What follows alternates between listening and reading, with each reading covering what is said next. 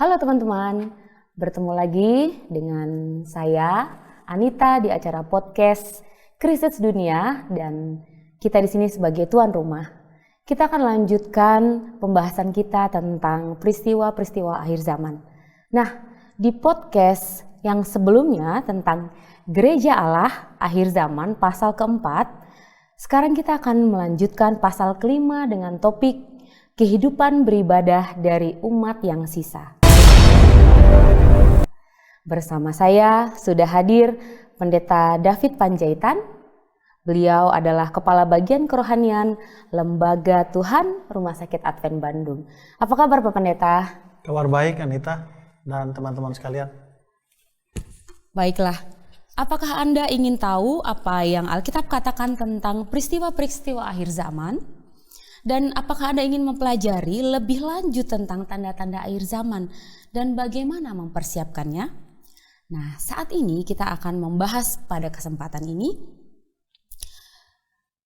Pak Pendeta, saya akan bertanya dalam satu paragraf di buku peristiwa-peristiwa akhir zaman dikatakan tentang kehidupan berganda.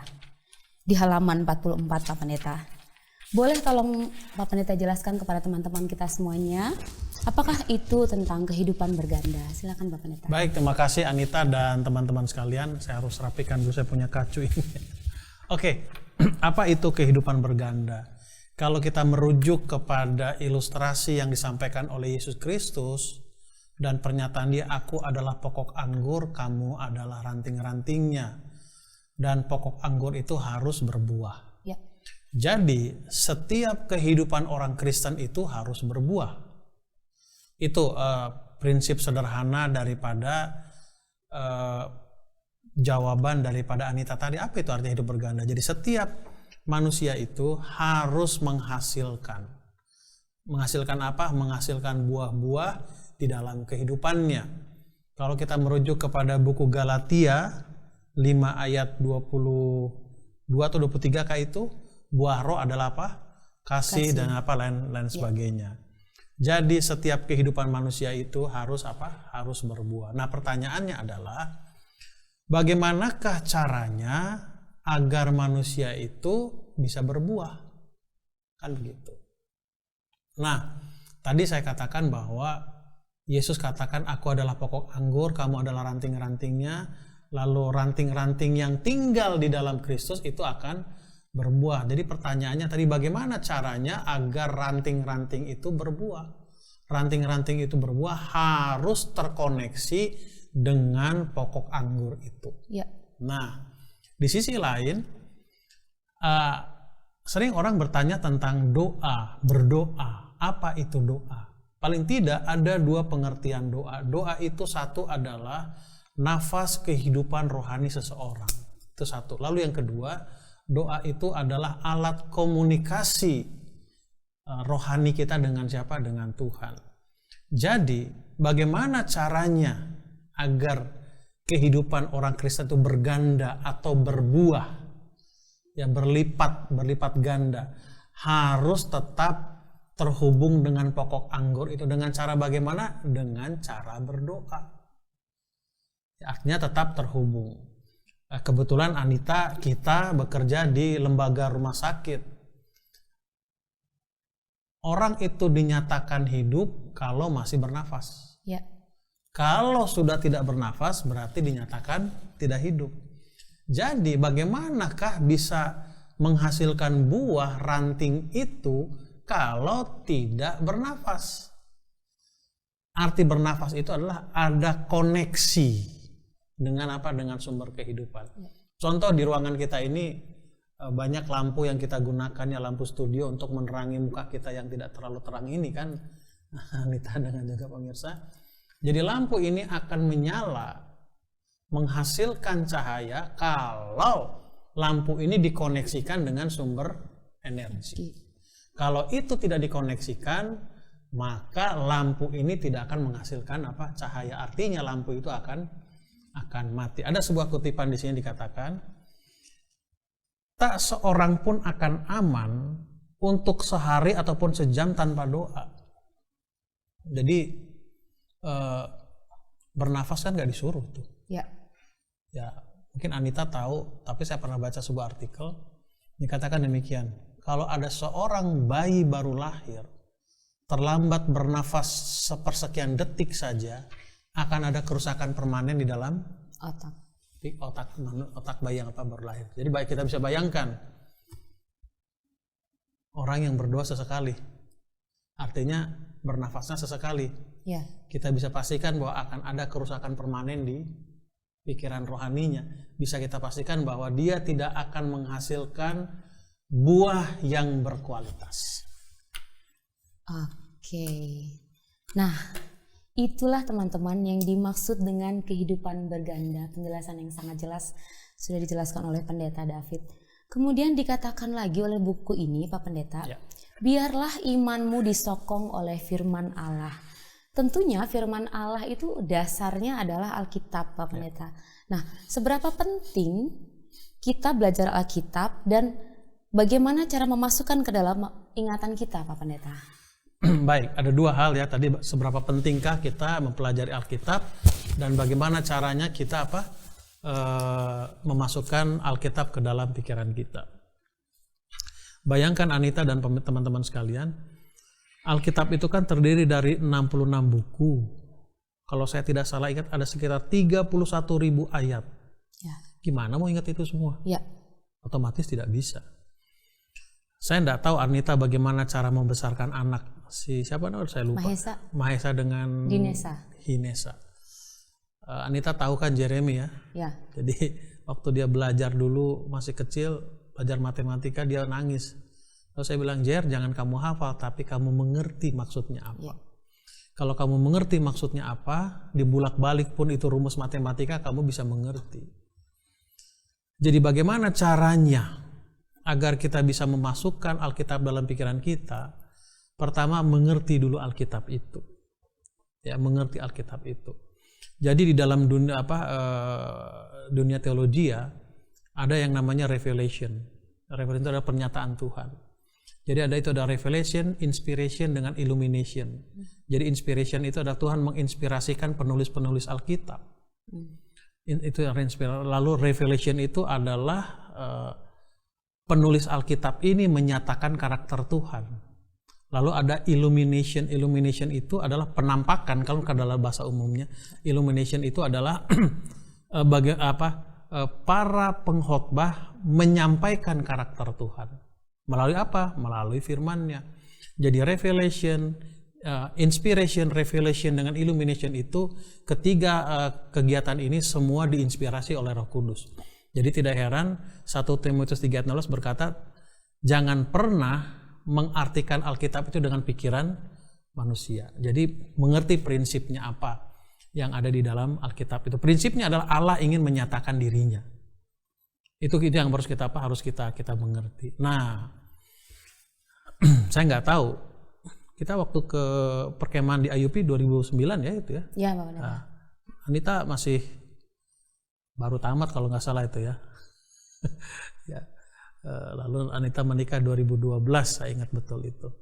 Dan saya juga yang berkati Anita waktu itu. Saya nggak tahu waktu zaman itu belum ada WA ya, belum ada, masih BlackBerry ya. BlackBerry Pak Pendeta ya, betul. Kenapa saya bercerita-cerita bukan mau mengingatkan masalah, bukan begitu. Poin saya adalah kalau ada satu berita, ya zaman sekarang kalau ada satu berita, untuk mencari tahu apakah berita itu hoax atau bukan, tentu cari kepada sumbernya. Ya. Cari kepada sumber yang terpercaya. Kan begitu. Nah, kenapa kita begitu penting mempercayai Alkitab? Karena banyak sekali berita-berita sekarang yang beredar tentang firman Tuhan. Tentu kita harus cek kepada yang sebenarnya. Yang sebenarnya itu adalah apa?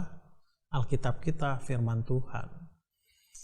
Memang ada orang yang mengatakan bahwa ini di meja saya ada, sering orang katakan Alkitab, lalu ada beberapa jemaat juga yang mengatakan, oh enggak boleh pakai itu. Bagi saya, kenapa tidak boleh? Apa masalahnya?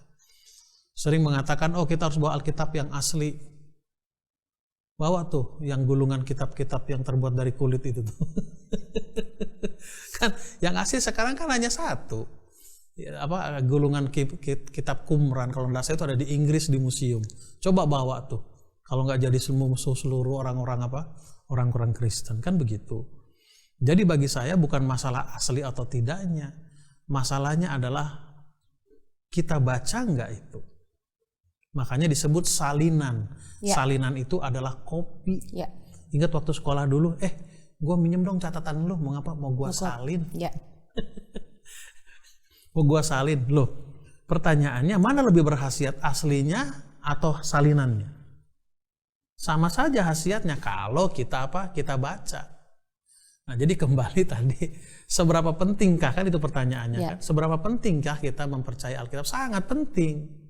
Karena Alkitab itu adalah sumber dari apa? Atau bukan sumber. Alkitab itu adalah kumpulan daripada firman siapa? Firman Tuhan.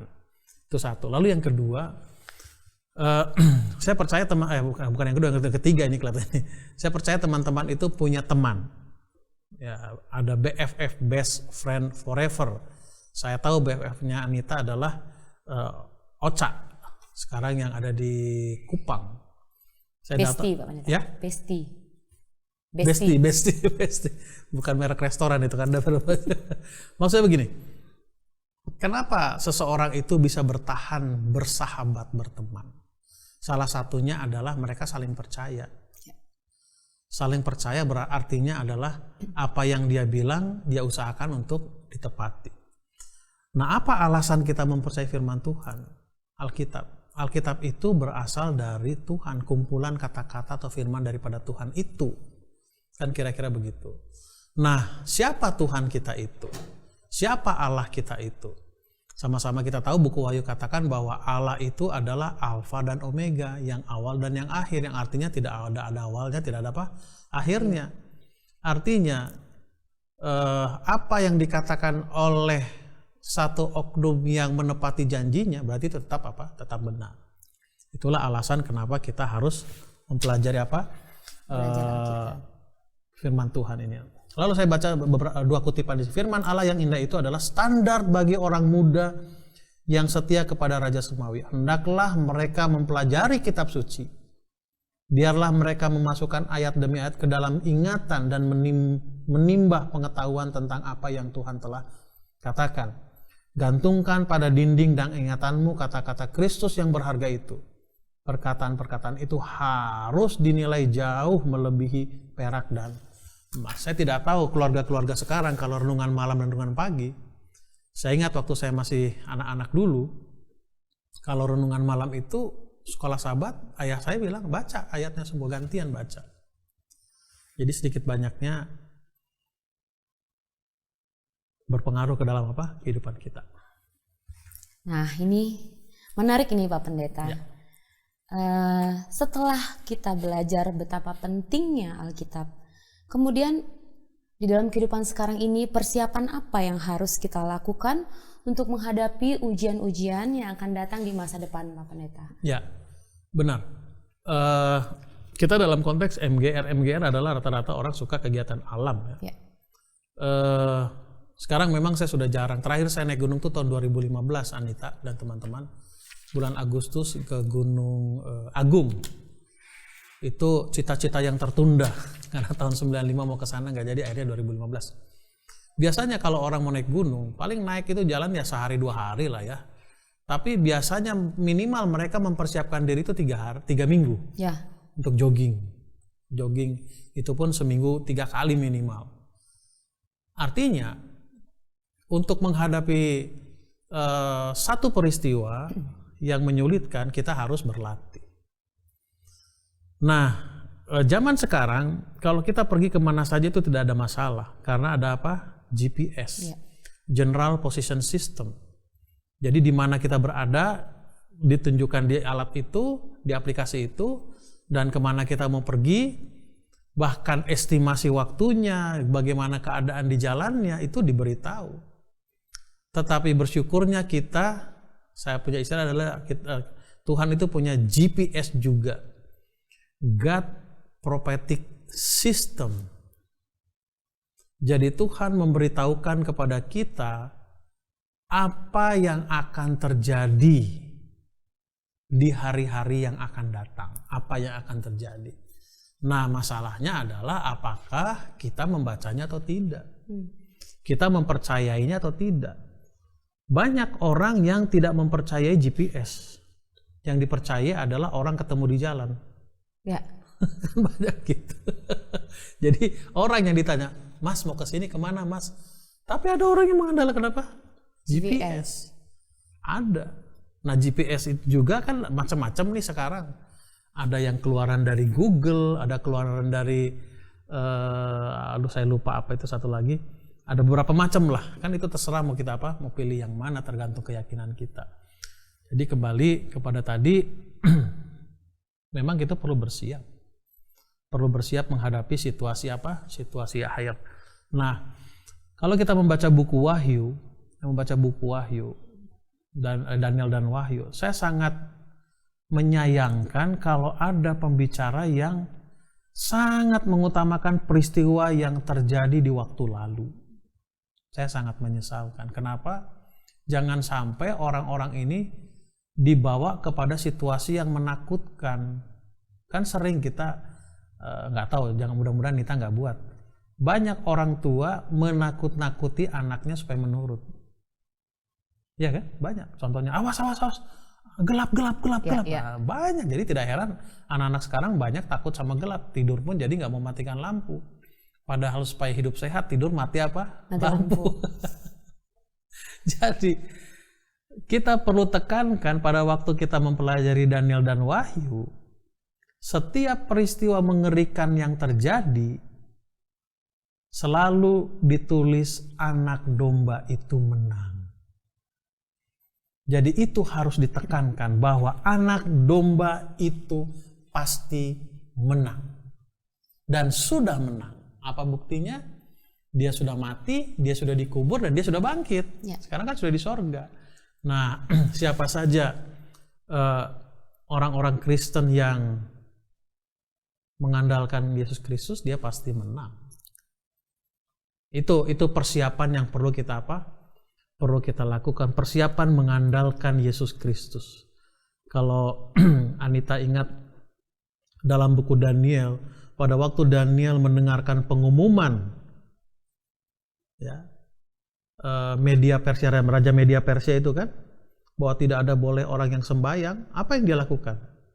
Dia pergi ke atap rumahnya, dia berdoa seperti yang biasa dia lakukan. Ya. Artinya dia berdoa bukan karena pengumuman itu, bukan.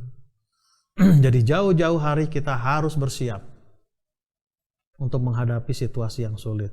Nah, Alkitab juga pernah katakan, siapa yang setia dalam perkara kecil, dia akan diberi perkara yang besar. Artinya kita harus berlatih dengan hal-hal yang kecil. Dalam satu perikop ini, Pak Pendeta, ada disebutkan tentang keteladanan Henokh. Saya bacakan sedikit, teman-teman. Dia menolak melakukan suatu tindakan yang akan menyakitkan hati Allah. Ya. Henokh selalu menempatkan Tuhan di paling depan di dalam kehidupannya.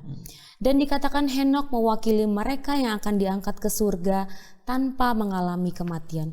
Pak Pendeta boleh sampaikan kepada kita apa tips-tips agar kehidupan beribadah kita tetap bersemangat sebagai umat yang sisa, Pak Pendeta? Ya. Di dalam buku yang lain, ya sebelum dalam buku yang lain itu, yang mau saya katakan adalah, saya menarik dengan cerita Henokh itu. Dia dikatakan pada umur 65 tahun dia melahirkan Metusala kan. Pada 65 tahun dia melahirkan Metusala, lalu dia bergaul dengan Allah 300 tahun lagi. Memang dalam bahasa Inggris tidak ada laginya, hanya ed, yaitu apa yang sudah terjadi, masa lalu, past tense. Saya tertarik dengan kata lagi itu, Anita dan teman-teman. Kalau kita menikmati satu makanan, kita akan bilang minta lagi. Ya. Artinya kita menikmati makanan pertama, lalu kita meminta lagi. Itu mengartikan bahwa Henokh sudah pernah bergaul dengan Allah. Tetapi setelah kelahiran Metusala, dia berkomitmen untuk bergaul dengan Allah lebih erat lagi. Lebih erat lagi. Artinya dia lakukan satu kegiatan yang sama tetapi kualitasnya lebih lebih baik. Ada apa sih dengan kelahiran Henokh? Ini kembali Anita adalah perawat. Saya tidak tahu apakah Anita pernah di Obgyn atau bagaimana, saya kurang tahu. Tapi paling nggak pernah pelajari dulu, bukan? Dan banyak tulisan terus mengatakan bahwa pada waktu ibu melahirkan itu seperti hidup dan mati. Ya. Henokh melihat kelahiran Metusala. Lalu dia katakan luar biasa. Luar biasa. Wow, istilahnya kan. Amazing. Wow, awesome. Sehingga dia berkomitmen untuk bergaul dengan Allah. Pertanyaannya adalah, seberapa amazed-kah kehidupan kita? Itu paling penting. Kalau kehidupan kita itu semua kita anggap biasa-biasa saja, semua biasa-biasa saja. Ya. Saya ambil contoh. Emang ada hak kita untuk bangun pagi, tidur, bangun besok pagi, ada hak kita? No. Nggak ada. Tapi Tuhan bangunkan. Bangun. Kan tidur nggak sadar kan? Ya. Apa ada istilah mati suri lah, apa itu medis lah itu. Tidur kan nggak sadar. Hilang kesadaran. Tapi Tuhan bangunkan, bangun. Terus kita berangkat. Saya tahu Anita dari rumah ke sini kerja naik motor. Saya amazed lihat Anita ke tempat kerja naik motor dari rumah yang jauh. Apa ada jaminan setiap Anita berangkat kerja selamat sampai sini? Maaf ya, jangan terjadi lah. Nggak ada. Banyak orang berangkat kerja nggak nyampe-nyampe. Ya. Bukankah itu sesuatu yang wow, Tuhan. Lalu saya sering katakan juga kalau ada karyawan baru di Rumah Sakit Advent Bandung ini. Saya bilang apa? Kalian jangan terlalu bangga. Maksudnya kalian jangan merasa hebat bahwa kalian diterima di sini. Tidak. Banyak yang melamar. Tapi kok kalian diterima? Kenapa? Apa kalian lebih hebat nilainya? Pengalamannya? Tidak juga. Tuhan memberikan kesempatan. Itu sesuatu yang wow. Makanya buku Ratapan mengatakan selalu baru tiap pagi. Selalu baru tiap pagi. Jadi setiap bangun pagi, wow, harus luar biasa. Nah, kalau kita sudah merasakan bahwa setiap saat itu, setiap pagi lah boleh katakan sesuatu yang amaze, maka kita akan, Tuhan, aku akan kembali bergaul denganmu lebih erat lagi. Lebih erat lagi. Saya nggak tahu waktu Nita pacaran dengan Randy, seberapa seringkah Randy melihat foto Anita waktu pacaran dulu ya, sekarang saya nggak tahu. Nanti tanya Randy lah. Ya. Seberapa seringkah setiap lihat foto itu, apakah Randy rasakan, waduh, cantik banget nih cewek gue ini, atau mau gini-gini aja sih mukanya. Jadi semakin Randy lah, saya kenal Randy sih waktu di Sumatera Utara, di waktu student misionari di sana kan tahun 2005-an lah, 2006. Jadi saya tidak segan katakan dia. Kalau Randy katakan, wow, cewek gue ini setiap gue lihat timbul rasa apa? Sayang yang bertambah. Atau lihat, kok ini terus sih? Wah, itu bahaya itu. Jadi kembali, itulah teladan daripada siapa? Henokh. Dia berkomitmen untuk bergaul kembali dengan Allah 300 tahun lagi setelah mendapatkan anak atau lahirnya Metusala pada waktu dia umur 65 tahun. Karena lihat amazed, waduh, sesuatu yang luar biasa. Oke. Terima kasih Pak Pendeta. Dan untuk yang terakhir, untuk teman-teman yang menyaksikan podcast kita kali ini, mungkin Pak Pendeta akan menyampaikan pesan yang perlu Pak Pendeta sampaikan. Silakan Pak Pendeta. Sering orang katakan dunia ini akan berakhir. Dan sering orang katakan bahwa tanda-tanda zaman menyatakan dunia akan berakhir. Pesan saya adalah biarkan itu terjadi. Karena itu tidak akan bisa dihentikan. Karena Tuhan sudah katakan. Yang perlu kita lakukan adalah kita bersiap. Menyiapkan diri, skill kita istilahnya begitu, perbekalan kita, skill kita, jam terbang kita, sehingga tiba saatnya nanti kita tidak akan ada masalah dengan situasi itu. Dan yang terakhir, seperti saya katakan tadi, pekabaran buku Wahyu adalah anak domba itu menang, dan siapa yang berjalan dengan anak domba itu pasti akan menang. Baiklah. Terima kasih Pendeta David Terima kasih Anita. untuk penjelasannya. Nah, teman-teman semua dimanapun teman-teman berada, apabila teman-teman ingin mengetahui secara lengkap isi buku ini, teman-teman boleh tulis di kolom komentar agar buku ini bisa kami kirimkan kepada teman-teman dimanapun teman-teman berada. Dan podcast kita kali ini bukan hanya ada di YouTube, tetapi kita juga punya channel. Nama channelnya adalah Krisis Dunia, ada di YouTube, Facebook, IG, dan TikTok. Jangan lupa juga di follow, ada di bawah ini. Teman-teman boleh follow untuk mendapatkan pasal-pasal selanjutnya dari awal sampai dengan akhirnya. Dan sampai di sini podcast kita. Terima kasih sekali lagi Pendeta David Panjaitan, saya Anita dan petugas staf studio yang bertugas mengucapkan terima kasih dan salam.